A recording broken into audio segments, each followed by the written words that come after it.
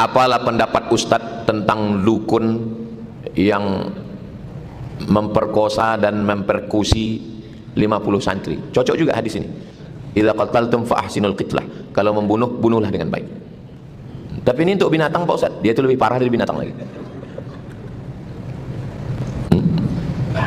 Kok Ustadz bilang dukun, tapi di berita-berita kiai.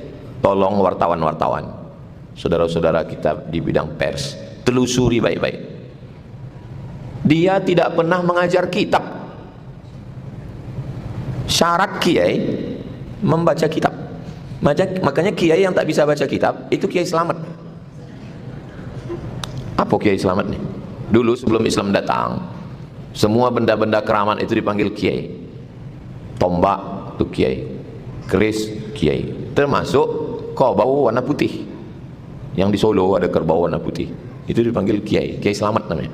Makanya kalau ada kiai tak bisa baca kitab, itu kiai selamat, kerbau putih. Dia sebenarnya dukun. Kenapa dukun ini masih laku?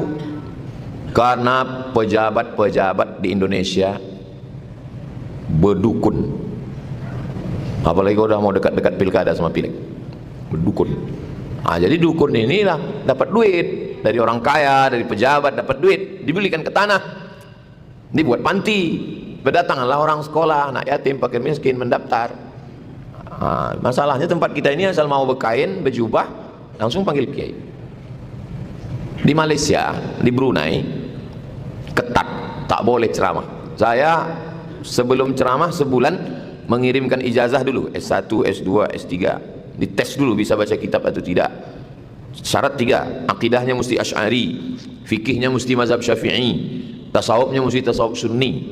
Dapat tauliyah namanya dari sultan.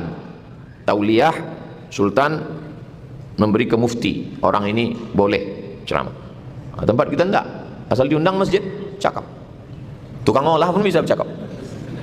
Itulah susah umat ini. Makanya wartawan-wartawan tolonglah tulis, kalau dukun tulis dukun, kalau tidak rusak umat ini.